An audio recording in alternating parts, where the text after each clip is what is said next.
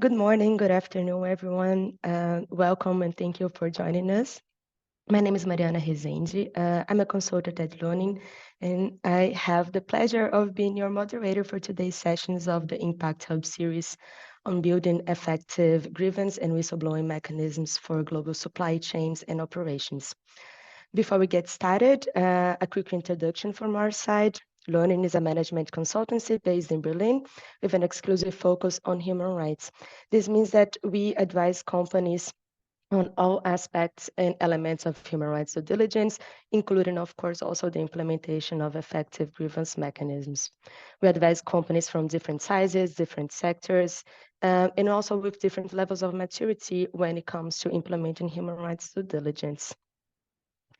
I'm very happy to have with me here today our two experts who will provide their insights and guidance for the topic of the day.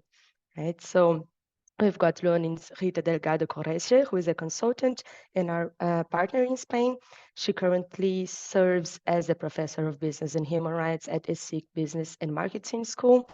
And before transitioning to academia, Rita practiced law as a corporate and criminal lawyer for over a decade, gaining international experience at renowned institutions such as the Netherlands Institute of Human Rights in Utrecht, the Center of Justice and International Law in San Jose, and the Max Planck Institute for Foreign and International Criminal Law in Freiburg. We're also very happy to be joined today for the session by Antoine Heuty, who is the founder and CEO of Ulula. Also some words on Ulula. Ulula is a leading human rights technology and analytics company that aims to improve working conditions across global supply chains and business operations. Ulula's technology then connects organizations directly with workers and project-affected stakeholders on the ground via a variety of online and offline communication channels, and in any language, also ensuring that stakeholders have access to safe and secure feedback channels regardless of their network connectivity, their digital literacy, and language also. Thank you both for joining us today. Before we jump into the content, it is my role as a moderator to remind us of a few things. We planned this Impact Hub series in such a way that experts will provide their guidance, and then on the last 15 minutes, we'll open the conversation to audience questions, which are welcome to ask via the Q&A function on Zoom. That will also allow us to prioritize the questions. You can upvote them, the ones that have already been asked before. So please use that, so that allows us to know which are more relevant for you. If any of the questions remain unanswered, if you don't have enough time, we'll send you the answers afterwards via the contact that you registered with us. There will also be a recording of the webinar, so feel free to share that with your colleagues afterwards. We'll also share a quick post-webinar survey that will allow us to be able to improve this format further. So it would be amazing if you could also take a few seconds to answer that. Finally, an important disclaimer is that we interpret the text of the law with our expertise and our experience. However, our discussion here today does not constitute legal advice. Good. We have covered housekeeping, so let's dive into today's topic, which is enhancing the effectiveness of various reporting channels along global supply chains and operations. Some of the most well-known reporting mechanisms, they include the UNGP's operational level grievance mechanisms, but also whistleblowing mechanisms in line with the EU Whistleblowing Protection Directive. It's also noteworthy to point out that the upcoming CSDDD, which was recently approved, also foresees a notification channel and a complaints procedure. But of course, navigating these different channels and the requirements often raises questions. So why is a complaints or grievance mechanism essential? How do they relate to all the reporting channels? Is the channel that we already have in place enough to cover all of these different requirements? To address some of these questions, I authored a white paper called The Essentials of Grievance Mechanisms, which is available for download on Learning's website, which is a resource that provides valuable information on running an effective grievance mechanism. We'll share the link to download it on the chat, and do feel free to reach me afterwards if you still have any questions. Grievance mechanisms, they are essential for safeguarding the interests of affected people. They act as early warning systems and allowing companies and organizations to address issues before they escalate. With the increasing emphasis on human rights and environmental impact accountability, having an effective grievance mechanism is indispensable, especially with new regulations such as the CSDDD.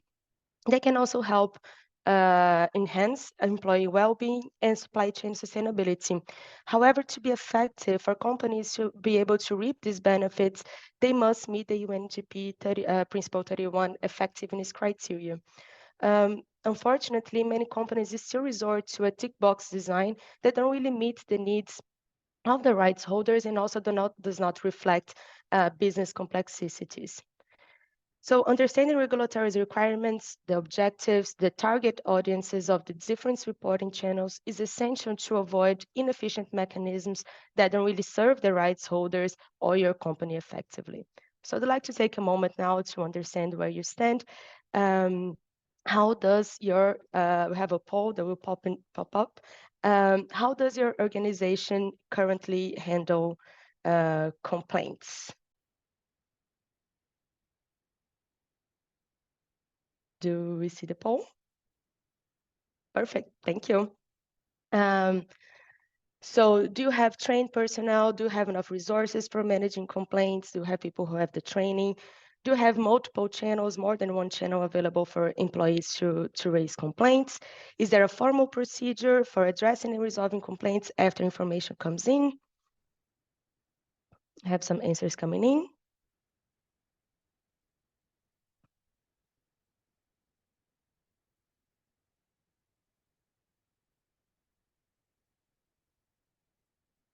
Okay, very interesting. We see that most have at least 50% that have a formal procedure for addressing or resolving complaints. I think these also the results also show the difference in maturity levels in implementing the effective grievance mechanisms, very much in line with what we see on our day-to-day practice.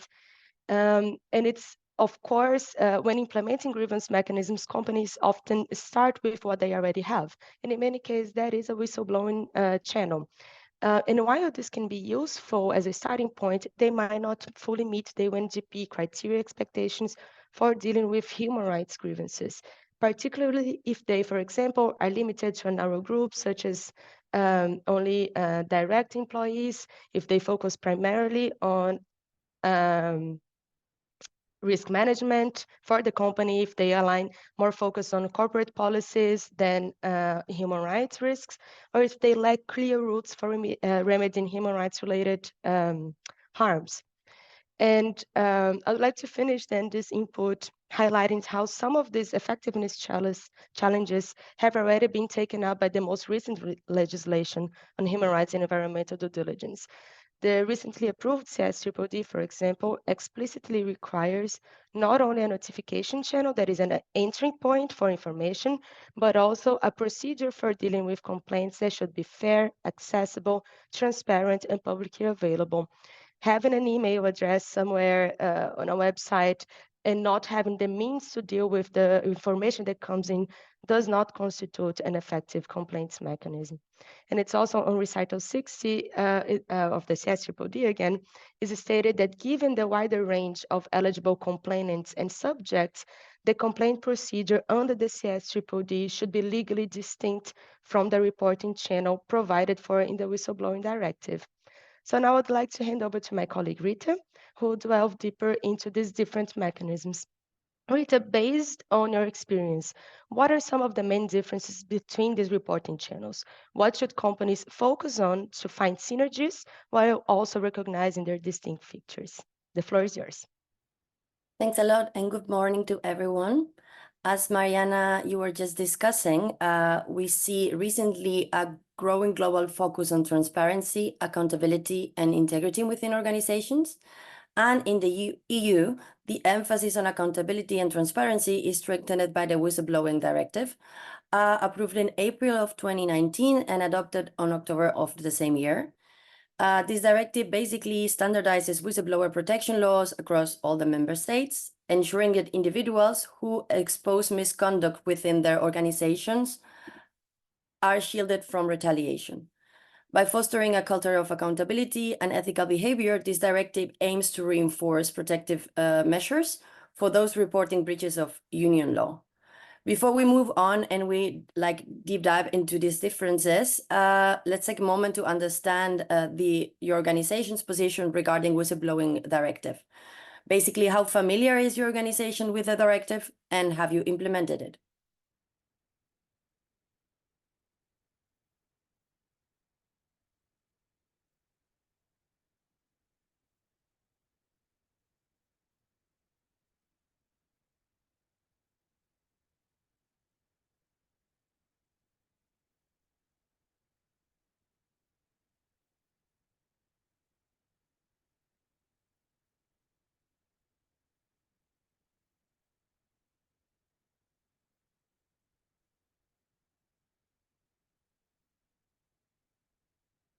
Yeah, as we can see in the results within the audience, I think the winner is fully implementation, because as we know in for instance in Spain where I'm based, it's effective since December of last year, but we also see some organizations that maybe because they don't fall within the scope, or also because as we will discuss, it's a complicated process, have not started, and also some people in the middle. As I was just mentioning, then this directive is enforceable for entities with 250 or more employees since December 2021, and for those with 50 employees in December 2023. And basically, its goal is to facilitate reporting through preferred channels. This could be internal channel or external channels to detect and prevent misconduct and breaches of union law. This is achieved by enhancing law enforcement with effective, confidential, and secure reporting channels, and by protecting and empowering whistleblowers to raise concerns confidently without fear of retaliation and ensuring anonymity. We just mentioned it covers companies, but also public entities with 50 employees or revenues exceeding 10 million euros. Then also financial and economic SMEs because of the sector. And also some state and regional administrations with over 10,000 inhabitants. To comply with the directive, basically, the organizations must implement protective measures against retaliation. We were just mentioning, and Mariana also covered that, the importance of whistleblowers or also people reporting in grievance mechanisms to feel secure, that there's not going to be this retaliation. Also to establish flexible local-based reporting channels. I think we'll delve into that later with the contribution of Antoine, and providing training and policy updates on new reporting practices. Ensuring a user-friendly interface and guaranteeing anonymity for informants is very essential, and all of these measures promote transparency, enhance accountability, and empower individuals to raise concerns safely. Now, we'll explore how this whistleblowing directive intersects with the grievance mechanisms under the UNGPs that Mariana explored before, because, of course, there is some similarities. They share basically a common goal, which is to provide avenues for individuals to raise concerns about wrongdoing within organizations, whether it's human rights violations linked to business activities, as in the case of grievance mechanisms, or breaches of EU law within the workplace. Both mechanisms aim to address misconduct and promote accountability. Both mechanisms prioritize also, as I was just mentioning, protecting individuals who come forward with complaints. Whistleblower protection laws ensure employees who report violations are shielded from retaliation, such as termination or demotion. Similarly, grievance mechanisms often include provisions to safeguard complainants from adverse consequences for raising workplace issues. While we find the similarities, there's also notable differences between grievance and whistleblower mechanisms. Grievance mechanisms focus on addressing human rights abuses or negative impacts resulting from business activities, regardless of legal compliance. They provide remedies for individuals or communities adversely impacted by business operations, aligning with the UNGP's principles of corporate responsibility to respect human rights. On the other hand, whistleblower mechanisms primarily target legal compliance within organizations, focusing, as we have mentioned several times, on reporting violations of EU law, such as fraud, corruptions, or public health concerns. Another key difference lies in their scope and purpose.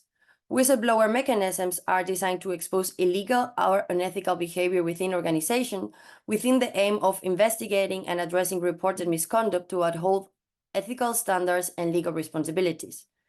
In contrast, grievance mechanisms are more focused on resolving disputes between employees and employers regarding working conditions, pay, or interpersonal conflicts, aiming to achieve fair outcomes through dialogue or mediation.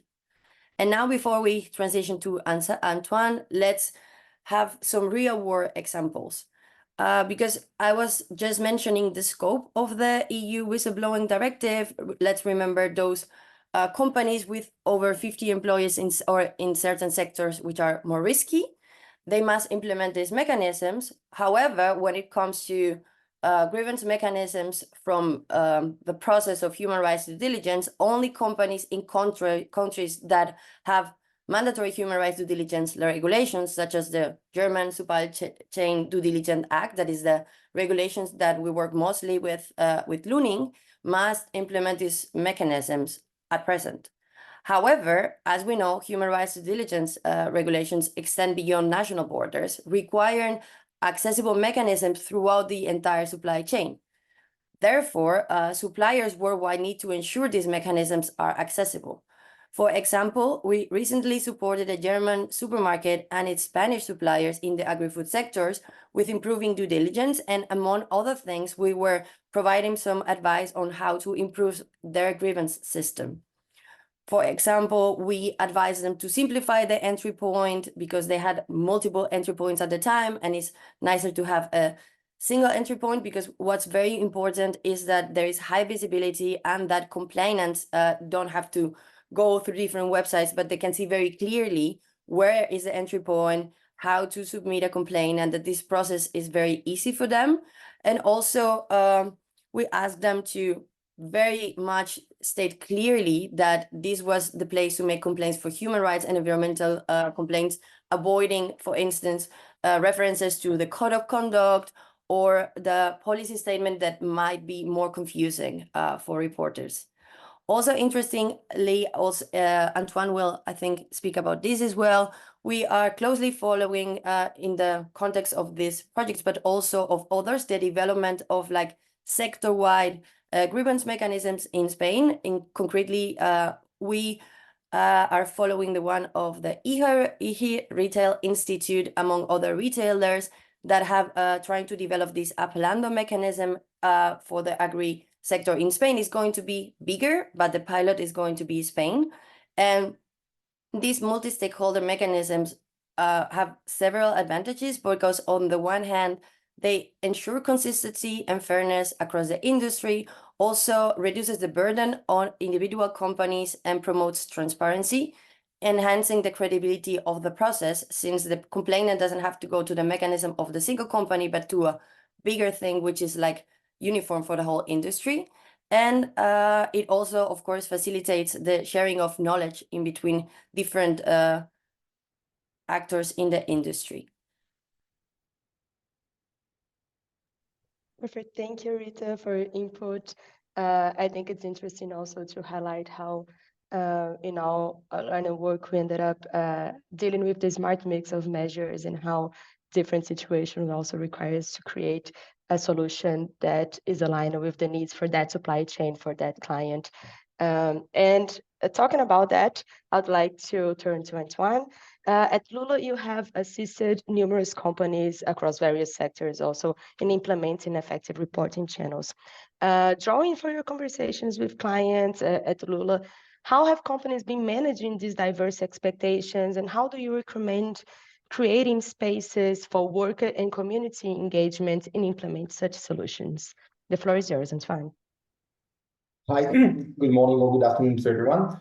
So I think my remarks, as you mentioned, I think they'll be around more practical options as to how we see companies navigating these different expectations and requirements from the regulators. And I think the starting point in all of that is you may be in a state of confusion or may feel overwhelmed by the number of demands coming to you, but I think there's an essential common core to all these regulations, is that it really wants to put workers and communities, and depending on the sector that you operate, at the center of of the process. That's really the spirit of human rights due diligence. And I think going back to these first principles, I think it helps you, and it helps understand what is required and how to go about making this work for the workers, right?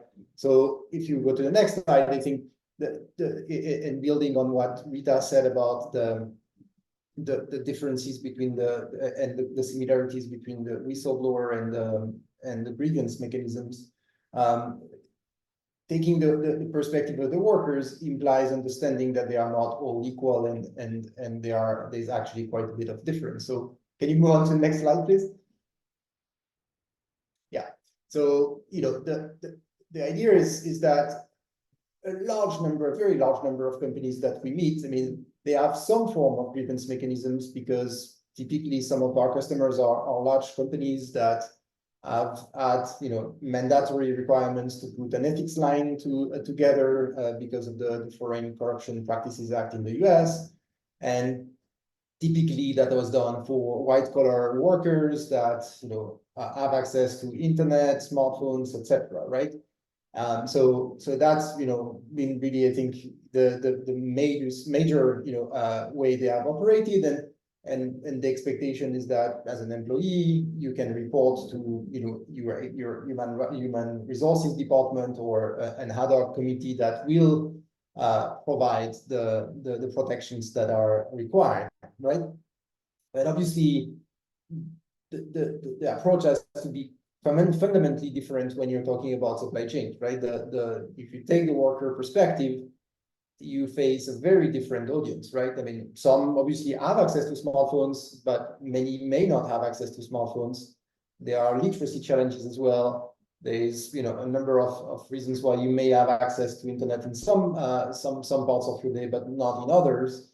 And I think so you have this accessibility challenge that I think has been emphasized a lot in the for instance, in the guidance that the BAFA has issued around the Supply Chain Due Diligence Act, that others also are highlighting.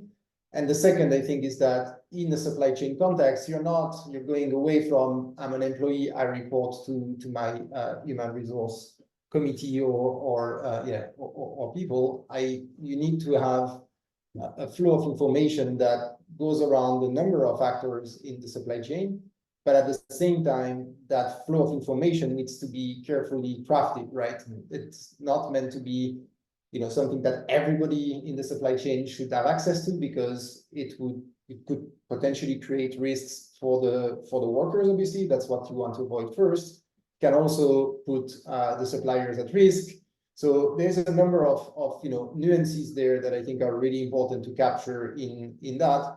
But at the same time, that flow of information offers the potential to really have scale and to avoid duplication. And I'll come back to that, because that's a critical point, I think, at this stage in the evolution of that. So really, I think building worker-centric grievance mechanism means stepping back, understanding that you face very different population, obviously spread around very different places around the world, with different cultural beliefs, access to technology, literacy, etc. And point is, there's no one size fits all that will satisfy all the workers there. So you need to have a toolbox that will meet the preferences of workers, right?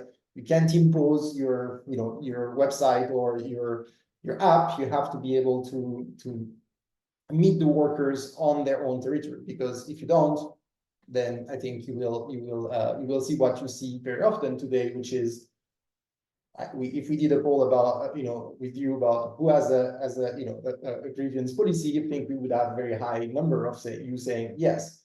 But when it comes to the actual usage of grievance mechanism, obviously the picture is much bleaker because there is low trust. I think we'll come back to that, but I think there was a survey done in Murcia and in another region in Spain where about half of the workers expressed in the agricultural sector expressed that they feared retaliation, and it was 70% in the case of women. So there's a major operational challenge to how, taking the worker perspective, it's good, but how do you make this work? And if you go to the next slide, I think that's where you need to take a balanced approach in saying, look, I've been working on technology for the past 10 years, and we think that obviously technology can do a number of good things for workers first, to make these mechanisms scalable and more effective.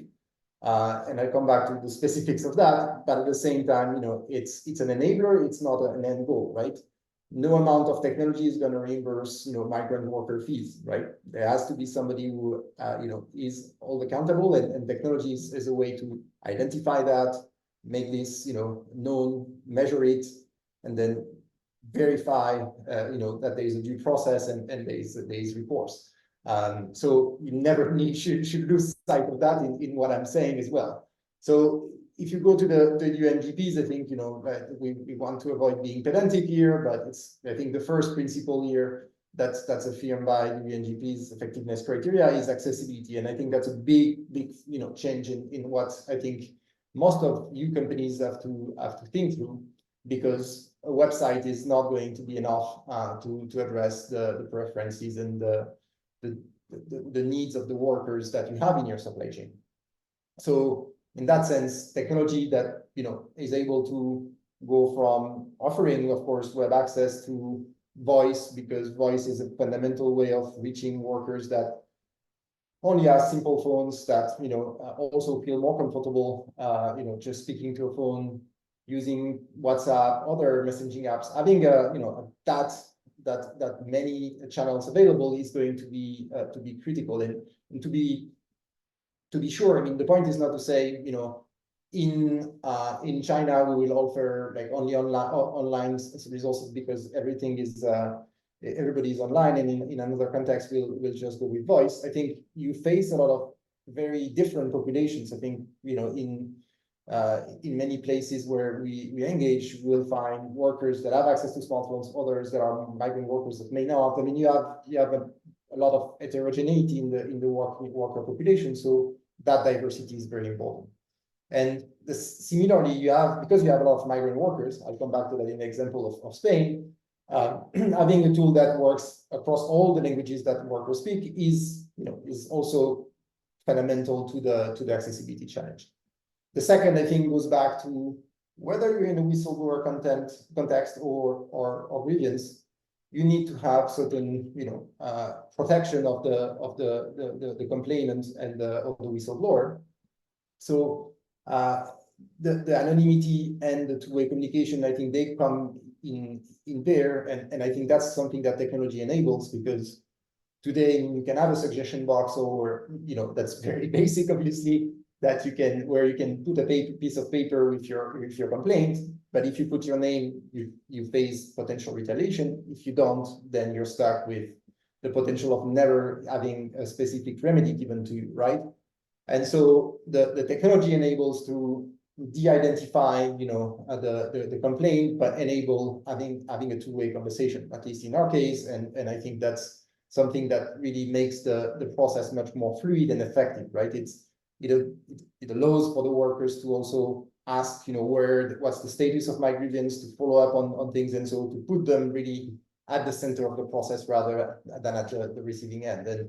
And the last point, which I think is obviously also on everybody's mind, is one, I think you need a really real-time notification system so that all the parties that need to be aware, I think either because it's a legal requirement, for instance, in Spain, you have to make sure that the employers know about a grievance within 24 hours, or the companies also are notified when there is a high-risk case. So you need to have a system that propagates and updates the different actors on a real-time basis, right? So that you can take action. So I think the point is not just to have a tick the box exercise, but to really be able to start mobilizing and going for action, and then to report. So if you move to the next slide, I think a couple of examples of how we've done that at fairly large scale. I think you may have heard already about M40, which is a business association that has more than 2,000 members. And there, I think we have put these principles in practice across 4 countries at the moment, with more joining: Bangladesh, India, Turkey, and Vietnam, where we have enabled multiple channels, starting from web, voice, IVR is interactive voice response, WhatsApp, etc. So we can have that accessibility principle, be very, very clear. The number of languages, is also very large, obviously, adapting to the local context. So that's where technology starts making a difference. The second is on the back end. The case management is where all the members get together to collectively review the cases, investigate, and create more collective leverage and action to support solutions for the workers. So I think, again, that's where we're starting to see, I think, a very important question, which is, with all these regulations, you have the potential for collective action failure, right? If every single company goes at it on its own will, then you will have a lot of duplication of efforts, and it's going to create a big chaos, for workers and for everybody involved, because you will have 100 posters in a factory saying, are you going to report to company A or company B or company C? I think the point as a worker is to report to a mechanism that A is not going to harm you, B is going to be very clear about the next steps, and 3, will enable you to get redress, right? So I think that's what you want to avoid. So I think these collective mechanisms is a very interesting experiment. And so that's something that we've been doing for the past 3 years now, and we're continuing to have countries. And to close, I think the next one, I think Rita alluded to it, want to chat just briefly about something that we are implementing in Spain. If you go to the next slide, where we've been, I think to me, the point here is you also have like these, features of multi-channel technology, multiple languages. But the point is, I think, to also show that what you need to make this effective is you need strong local partners as well, right? We have the good luck to work with Foros de Comercio Ético, which has been working for 10 years already in this space. So it has built the trust of local organization. And that's, they are, helping make sure that the system is really trusted, that they onboard the workers. So I think there's, it's this combination of strong technology and strong, local representatives that really can make a difference for the workers, because they don't need to know about Ulula, but they often, have heard about Foros, and so that's what makes a difference.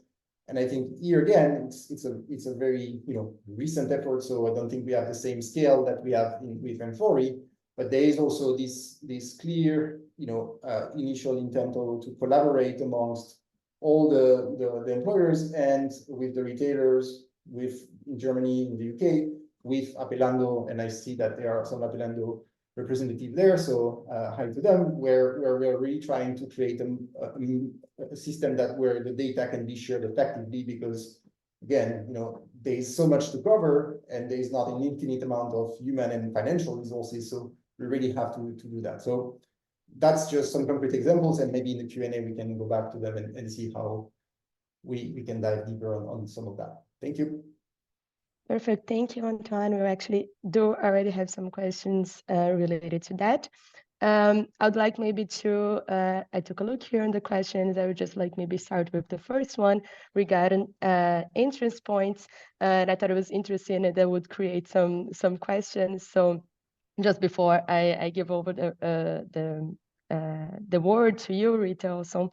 I think this is an interesting question, and it was an interesting example, because in that case, specifically in the context, it was not being divided by rights holders, not different channels in which was online, offline, but in the sense that rights holders needed to know which subsidiary was responsible for the damage. So they were outsourcing that work for the rights holders, and our recommendation was that they should do it internally. They should have a funnel that would direct the complaints to an expert, to a responsible within the company, and that should be a work done by the company to determine who would be responsible. So I guess that's an interesting, maybe not so common situation, but not in the sense of having different channels or for different rights holders, but really who would be making it more accessible in the sense that you don't have to know beforehand which the sub company or the subsidiary is causing the damage, right, Rita? If you want to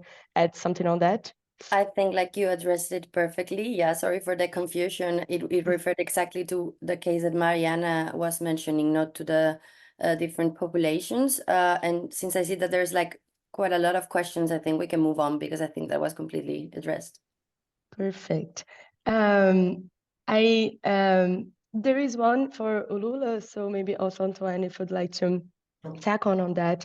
When dealing with supply chains and community complaints, how does Ulula determine which client or company are responsible who will pay for remediation? Also engage in these efforts and providing remediation. How have you been dealing with that? Yeah, so I think there are 3 points. One is, I mean, Ulula is just a tool, so we're not, judging. I mean, we're providing, like, we're organizing a conversation that is safe, that is, auditable. So we have records of everything, so that, should you need that, you can refer to this. So I think we're organizing that, right? Second, I think in practice, as a result, because we are able to put together a number of actors, like multiple brands that may be sourcing from the same place, the workers, the representatives, etc., then you are able to have, I think, a more effective, remediation, because the right people are at the table, and you can have, a fact-based, conversation. So in practice, I think that there are some brands that will, step up and provide some support to the remediation. In many cases, the employers, the suppliers have to also provide the remediation. So that's the the second thing that I would say. Yeah, I think that I can stop there too. That's fine. Perfect. Thank you, Antoine. There is 2 questions actually by Christine that if it would be interesting also to tackle. She's asking on how to handle making available in the supply chain a grievance mechanism when you're a small buyer to a large manufacturer, when you don't really have alternatives such as multi-stakeholder grievance mechanisms. How to roll out, sorry, to require, for example, their own grievance mechanisms to be posted on the factories, should require factories to have a digital channel that they can log in. So basically, I think it's a situation that we have all faced in our work, which is dealing with requirements from different companies to have grievance mechanisms, and having to roll out these requirements in situations where you don't have an umbrella or a common mechanisms, how to make this accessible, and how to also convince factories to adhere to that. So there's, in such a diverse supply chain, sometimes there is not one single mechanism or one single solution that would relate to that could solve that problem. And just dropping my 2 cents also here, I think this is very common. I'm not familiar with one single mechanism that would be able to cover full supply chain or like the whole of operations. And therefore, usually I have been seen a smart mix of measures, sometimes covering one country, sometimes covering a riskier sector. Have you had also experience with that? Maybe Rita and then Antoine, how are you supporting companies in these situations when there's not one single solution that can be offered?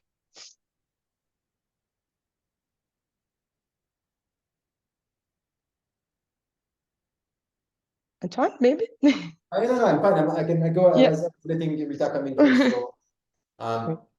So, I mean, I think that's where, again, I mean, one, I think there is a big shift, because if before, I think the argument was there are benefits to having grievance mechanisms that are intrinsic to that, right? I mean, as an employer, knowing ahead of time that you're having, potentially like, wages and hours, problems, harassment, etc., some that are mundane, some that are very serious. I think it's in your own interest because you're managing a workplace, you want to have health, and I mean, the same way that you want to have a healthy workforce, you want to have a workforce that stays with you. So I think these are traditional arguments. Now, I think, that wisdom and it is not lost on many, I think, employers. But on top of that, now I think we are in a very, at a crossroads where it's not like whether you like it or not. I mean, if you're in the scope, you probably have to do that. And not only if you're in the scope, but there's a high chance also that there are cascading effects that will affect you anyway. So I think the argument is less, what's the business case to, like it's cost of business. So how you handle that requirement in a way that is effective for you. There, I think technology has some advantages in the sense that what we are seeing, I think, not necessarily with and for you, but as a technology provider, is we can share the data. I mean, like if a supplier A is using our system, then you can say, I want to share that data with buyer A, buyer B, buyer C. So you avoid duplication in that sense. So that's quite advantageous to them in terms of how burdensome, so to speak, and how costly that can be for them. So there are economies of scale, economies, that are really important, and also just, the headache of managing multiple systems as a supplier, I think is alleviated through that approach. And if I can add a little bit to that, I think that there is actually, in a way, and this is something that we saw a lot in the project in Spain, a business case. Because even when companies are not required to have one by law, because, for instance, they're not within the scope of a human rights due diligence law that kind of compels them to have a grievance mechanism, if they want to be more attractive versus other business partners that are required by law to have these mechanisms throughout the whole supply chain, if you do have something in place, first of all, like if you are in a country where you have to implement a whistleblowing mechanism, and you take it a little bit to the next level so that it's like broader and also could fulfill the requirements of the UNGPs, then you are on the one hand preparing for the future, because as Mariana mentioned, when the CSDDD is in place, you will have to fulfill these obligations. But I also, for me, it's very important that you can like have this extra factor for other business partners that are in legal systems where they do have to fulfill these regulations to choose you over other suppliers or business partners that do not have these mechanisms. Thank you, Rita. I see several questions on how to measure on KPIs and how to measure if something is effective or efficient. And maybe in 1 minute, we could exchange on that. What are you looking at? What kind of data points you're looking at when you look into efficiency? I guess sometimes you look how many complaints are coming in, which can be very tricky. Do you have, could you share with us, Antoine? Yeah, I think so. There are two broad approaches we use. I mean, because I've spoken about grievance. I mean, we do worker surveys, so you can, and we often ask, we can establish a baseline or say, okay, do you know about your grievance mechanism? Do you trust it? I mean, etc. So there's a number of ways of asking directly workers, how do they feel about the system in place? So that's very direct, very simple. I think. But there are also a number of cases where, just looking at the indicators within the grievance mechanism is a sound approach. I think I would give a shout out. There was a paper done by Shift, I think last week, about indicators, and I think they were putting some question marks about the idea of just looking at the number of grievances. I mean, which is something also we are very careful about. It's very difficult to interpret whether, what's the optimal number of grievances. Having no grievance at all, I think, is definitely not a good sign. But putting a number is not good. So what would be good indicators? I think is the rate of response is a good one. Are you responding? And then also how timely is your response, I think, is a second, element. Whatever is your commitment to that. Not every grievance is equal, but making sure you're abiding by what you've committed to the workers. And third, I think, and perhaps the most important, is what's the rate of satisfaction, right? We try to make sure that you are asking, the workers, are you satisfied with the remedy, right? Ultimately, that's the goal. It's not just to have, workers complain. The point is to have solutions. So measuring whether the solutions work, that's the ultimate goal. Perfect. Thank you. Would you like to add anything, Rita? No? Not really, just a very brief comment that, like, also in the context of the project in Spain, we had many times like the story where sometimes companies believe that it was working when they didn't get complaints, when it's the opposite way around, so that people feel like the fact that you have many complaints is not like an indication that you're doing something wrong, but that like you're beginning to do something right. And of course, as Antoine was pointing, is a lot about how you handle the complaints and how like what you offer afterwards in the resolution of the process. So not only onboarding, but also continuing and checking how people are feeling satisfied or not with the solutions that are being offered, right? We heard a lot. I want to thank you both for the answers provided. And we have some reminders on the chat, and we have now come to the end of this Insight Hub. There are several questions here. We'll get in contact with you. Unfortunately, you have run out of time. I want to thank you, everyone, for your participation, and I wish you have a nice rest of the day, a nice week also. Thank you. Have a good day.